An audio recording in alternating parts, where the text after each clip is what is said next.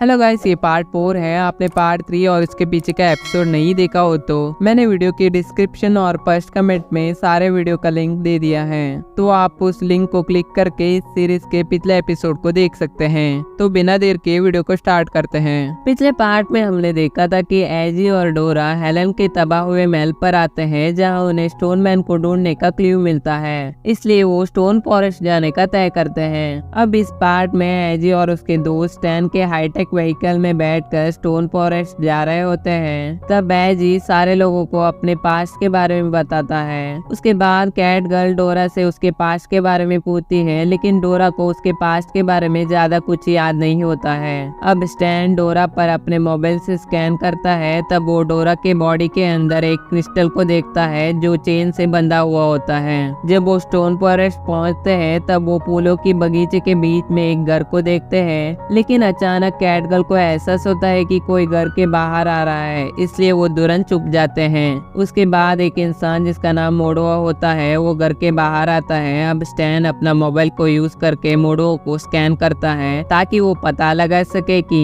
मोडोआ ही stone man है या नहीं। अब मोबाइल मोडोआ के डाटा को प्रोसेस करने लगती है और कंफर्मेशन आने में थोड़ा सा वक्त लगता है। उसके बाद वहाँ एक चूहा आता है, जिसे देखकर डोरा डर के चिल्लाने लगती है। अब एजी को लगता है कि मोडोआ ने डोरा को देख लिया है, इसलिए एजी भी मोडोआ के सामने जाने का तय करता है। जब एजी मोडोआ के पास जाता है तब एजी को पता चलता है कि मोडोआ डोरा को नहीं देख सकता है। उसके बाद वो उस जगह के बारे में बात करने लगते हैं। तभी कैट गर्ल को एहसास होता है कि वहाँ एक तूफान आने वाला है। तभी अचानक मोडोआ फ्लावर को हवा में उड़ते हुए देखकर बेचैन हो जाता है। कुछ देर बाद मोडोआ परेशान हो जाता है और फूलों के पंखुड़ियों को उड़ने से रोकने की कोशिश करता है। उसी वक्त स्टैन स्कैनिंग के रिजल्ट देखकर समझ जाता है कि मोडोआ ही स्टोन मैन है। उसके बाद स्टैन तुरंत एजी को उसके बारे में बताता है। तभी अचानक मोडोआ स्टोन मैन में बदल जाता है। अब स्टोन मैन एजी पर हमला करता है। एजी भी अपने आप को बचाने के लिए शील्ड बनाता है, लेकिन शील्ड स्टोन मैन के हमले को रोक नहीं पाता है। अब सारे लोग मिलकर स्टोन मैन पर हमला करने लगते हैं, लेकिन वो सब मिलकर भी स्टोन मैन को हरा नहीं पाते हैं। अब डोरा अपने फुल फॉर्म में आती है। उसके बाद डोरा स्टैन और कैट गर्ल से स्टोन मैन को रोकने के लिए कहती है, क्योंकि वो और एजी मिलकर स्टोन मैन को हराने के लिए एक वेपन बनाना चाहते हैं। अब कैट गर्ल स्टोन मैन पर हमला करने जाती है, लेकिन स्टोन मैन उसे पकड़कर दूर फेंकता है। इससे कैट गर्ल घायल हो जाती है। अब स्टैन स्टोन मैन से फाइट करने का डिसाइड करता है ताकि एजी को वेपन बनाने के लिए थोड़ी और समय मिल सके। अब स्टोन मैन स्टैन पर लगातार हमला करता है, लेकिन स्टैन किसी तरह से स्टोन मैन के हर हमले से बच जाता है। इससे इरिटेट होकर स्टोन मैन बहुत ताकतवर एनर्जी को रिलीज करता है, जिससे स्टैन के क्लोन्स तबाह हो जाते हैं और असली स्टैन घायल हो जाता है।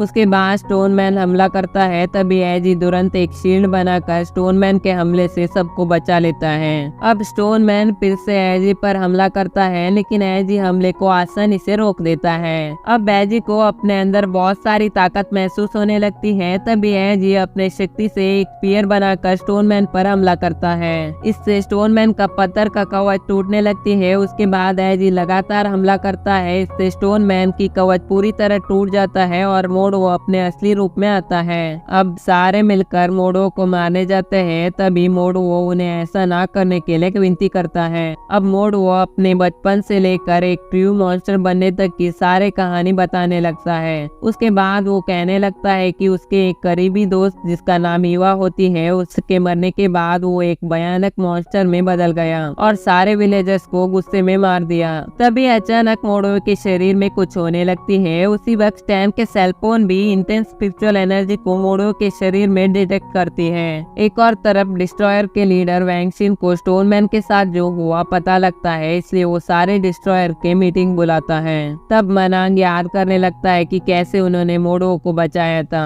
उन्हें पता होता है कि यदि वो चेन टूट गया जिससे उन्होंने लगाया था, तब इविल स्पिरिट आकर मोडोआ को फिर से अपने वश में कर लेगा। अगले सीन में हम देखते हैं कि चेन टूटने की वजह से इविल स्पिरिट मोडोआ के शरीर को पूरी तरह वश में कर लेती है। अब स्टैन के मोबाइल की वजह से उन्हें पता लगता है कि मोडोआ अब मर चुका है और जो उनके सामने खड़ा है एक बड़ा सा इविल स्पिरिट है। उसके बाद एजी भी इविल स्पिरिट पर लगातार हमला करता है, लेकिन एजी के पावरफुल हमले भी इविल स्पिरिट का कुछ भी नहीं बिगाड़ पाती हैं। अब एजी डोरा से एक बड़ा सा वेपन बनाने के लिए कहता है जिससे वो दुश्मन को हरा सके। डोरा अपने शक्ति से एक बड़ा सा तलवार बनाती है और एजी उससे स्पीड पर हमला करता है, लेकिन वो तलवार भी इविल स्पिरिट को कुछ भी नहीं कर पाती है। उसके बाद स्पिरिट एजी पर हमला करता है जिससे एजी अपने होश को देता है। डोरा एजी को होश में लाने की पूरी कोशिश करती है, लेकिन डोरा उसे उठा नहीं पाती है। जब एजी बेहोश हुआ होता है तब एजी को एक सपना दिखता है जिसमें वो अपने आप को डोरा के शरीर के अंदर पाता है और एक बड़ा सा क्रिस्टल उसके सामने होता है। एक और तरफ इविल स्पिरिट उन पर हमला करने आता है, लेकिन डोरा उसके हमले को रोकने लगती है। जब इविल स्पिरिट डोरा को घायल कर देता है तब एजी क्रिस्टल को छूता है जिससे डोरा के एक्चुअल फॉर्म जाग जाती है। अब डोरा अपने ताकत से बहुत सारे तलवार बनाकर इविल स्पिरिट पर हमला करती है जिससे इविल स्पिरिट नीचे गिर जाता है। उसके बाद वो एक बड़ा सा तलवार बनाकर स्पिरिट पर हमला करती है जिससे इविल स्पिरिट पूरी तरह तबाह हो जाता है। जब एजी आंखें खोलता है तब डोरा के छोटे फॉर्म उसे उठा रही होती हैं। अब एजी को लगने लगता है कि मोडो के मरने की वजह से डिस्ट्रॉयर भी वहां आएंगे, इसलिए वो तुरंत वहां से चले जाते हैं। जब डिस्ट्रॉयर को मोडो के बारे में पता लगता है तब वो वहां आते हैं। उसके बाद वैंग शिन अपना पावर का इस्तेमाल करके वहां क्या क्या हुआ था वो सब बाकी डिस्ट्रॉयर को दिखाता है। एक और तरफ एजी के ग्रुप स्टैन के हाईटेक कार में होते हैं जहां वो अपने आप को रिकवर कर रहे होते हैं। तब स्टैन के सेल फोन दिखाती है कि उनके दुश्मन उनके पास है। तभी अचानक हमीको कार के सामने आती है और अपने हमले से कार के 2 टुकड़े कर देती है। उसके बाद वैंग शिन भी उन पर हमला करता है और बाद में यांग भी वहां आकर स्टैन और मिया को मार देती है। वो सब मिलकर एजी पर हमला करते हैं जिससे एजी भी मर जाता है। जब एजी मर जाता है तब वो एक और जगह पर अपने आप को पाता है जहाँ टूटे हुए ग्लास के टुकड़े तैर रहे होते हैं। तभी अचानक एजी किसी की आवाज सुनता है। उसके बाद वो इंसान एजी के सामने आता है। वो आदमी एजी को बताता है कि वो अब एक टाइम क्रैक में है और वो कहता है कि तुम अब मर गए हो।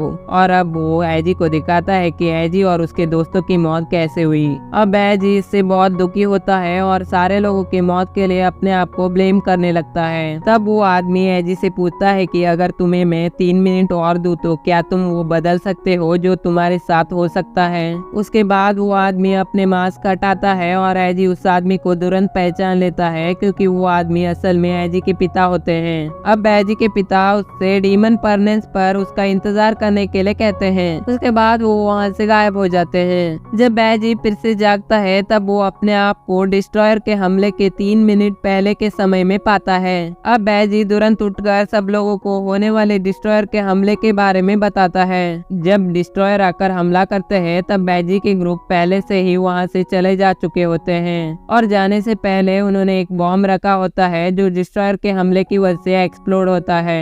अब एजी और उसके ग्रुप एक और कार को यूज करके तुरंत हैना और लियोन को लेने के लिए जाते हैं। जब वो एजी के घर पर पहुंचते हैं तब हैना और लियोन वहाँ पर नहीं होते हैं। तब एजी वहाँ पर रखे हुए चिट्ठी देखता है जिसे हैना ने एजी के लिए रखा होता है। जब एजी और स्टैन वहाँ से जाने के लिए तैयार होते हैं तब स्टैन अपने मोबाइल से एक हेलीकॉप्टर को कंट्रोल करके वहाँ बुलाता है जिसमें बैठकर वो सब वहाँ से जाने लगते हैं। जब एजी हैना के लेटर पढ़ता है उसमें लिखा होता है कि मुझे तुम डीमन परनेस पर मिलना। तब एजी को अपने पिता की भी बात याद आती है जिन्होंने वही आने के लिए एजी से कहा था, लेकिन एजी को डीमन परनेस के बारे में कुछ भी नहीं पता होता है, इसलिए स्टैन उन्हें एक्सप्लेन करने लगता है। स्टैन कहता है कि डीमन परनेस वो प्लेस है जहाँ समनर्स अपने आप को एक फुल समनर बनाने के लिए ट्रेन करते हैं और ये वही प्लेस है जिसमें डिस्ट्रॉयर के मेंबर और हैना के ग्रैंडफादर हेलन भी ट्रेन हुए थे। स्टैन भी बहुत समय से उस जगह पर जाने की कोशिश कर रहा होता है, लेकिन उसे ये पता नहीं होता है कि डीमन परनेस कहाँ है। तभी एजी हैना के लेटर में लिखा हुआ डीमन परनेस के कोऑर्डिनेशन को स्टैन को दिखाता है।